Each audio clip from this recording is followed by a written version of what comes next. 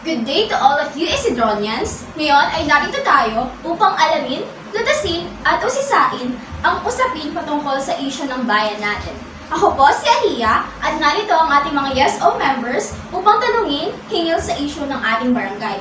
Kurt Manuel, Kent Namoro, CJ Paguyo at Aldrian Salonga.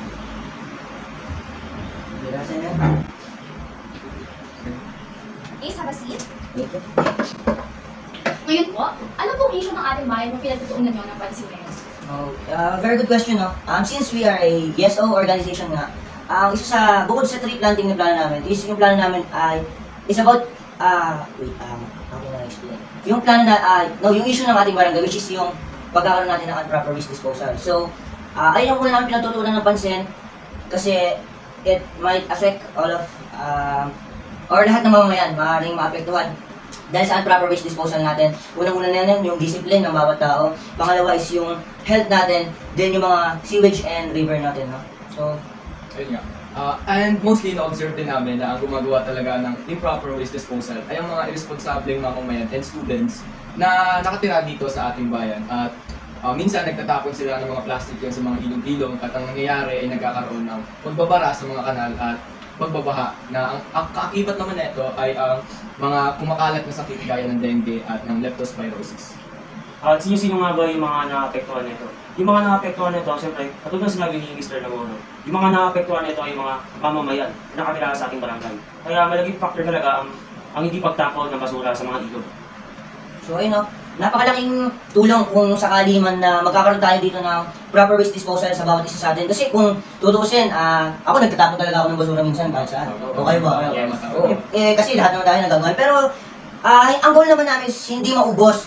For example, ang goal lang namin is malimitahan yung mga tao na nagtatapon nito. For example, kasi may mga cases kasi na may mga tao nakatira sa mga gilid lang ng mga ilog natin, no? So, sila yung maapektuhan. Sila yung maapektuhan ng mga dinudulot natin. Katulad na lang ng mga construction sites. Ang mga construction sites, yes, hindi sila masyadong nagkakalat ng basura. Makikita natin hindi sila masyadong gumagamit ng plastics. Pero ang dinudulot nila is yung mga binubungkal kasi nilang lupa, tinatambak lang nila kung saan-saan. At nagkakaroon ng pagputik sa ating mga daan. Then yung iba naman nun is napupunta, familiar ka ba sa binabackhoe yung ilog? Ang purpose daw kasi nun, alam ko, yes, para kapag tumaas yung tubig, hindi lalampas, hindi tataas doon sa click. Ang kaso lang, dahil nga sa ginagawa nila minsan na nagtatapon ng mga panambak nila, bumabaho yung lupa, kaya mabilis bumaha sa barangay natin. Isa pang issue yung pagiging mabaho.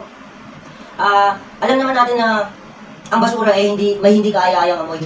Sino ba naman kasing tao ang gustong manirahan sa ganun, no? Kaya inilalayo namin itong issue na to patungkol sa improper waste disposal, nang sa ganun matulungan natin hindi lang ang isang mamamayan, kung hindi isang buong barangay. Maraming salamat. At para sa huling katanungan, ano naman po kaya yung maaaring maging solusyon? Marami tayong solusyon dyan, pero meron kami na ng tatlo. Unang-una, pagkakaroon ng orientation sa ating mga lugar sa barangay, sa ating paaralan, especially sa ating mga estudyante. Lalo-lalo na, isa sila sa mga nagtatapon ng basura kung saan-saan. Pangalawa naman ay yung pagpapatupad ng proper waste disposal at pagkakaroon ng mga tamang basurahan sa ating mga establishmento. Halimbawa na lang ng 7-Eleven. Sana'y meron tayo doon magkaroon ng biodegradable at recyclable para naman maiwasan natin yung pagtatapon ng basura kung saan-saan. At ang pangatlo naman ay ang pagpapatupad ng 3Rs, ang reduce, reuse, recycle. Reduce, pagbabawas sa mga gamit na madali lang itatapon. Reuse, gamitin ulit yung mga gamit na pwede natin gamitin. At recycle is, paikutin natin ulit yung mga gamit na pwede pang gamitin at pwede pang igamit sa ibang bagay. Pero alam naman natin na nasa tao yan, nasa disiplina ng tao. At naway sana'y inaanyayahan namin sila na gawin nila, magkaroon sila ng disiplina, magtapon sila sa tamang basurahan. At huwag sana sila magtapon doon sa Maraming salamat. Ayun, katulad na ng sinabi niya, is magkakaroon kami ng orientation. Yung orientation na yun is parang pagtuturo namin sa mga mamamayan. It's voluntarily. So, sa tingin mo, kailangan mo nito, you can attend then to TBA na lang or to be announced na lang kung kailan yung orientation. Ang orientation is all about proper waste disposal. So, ayun yung tatlong rules namin. Sana lahat tayong mga mamamayan, hindi lang kayong mga mamamayan, gayon din kami mga nasa organisasyong ito, ay magkaroon ng kooperasyon upang mabawasan ang issue na ito. Maraming salamat.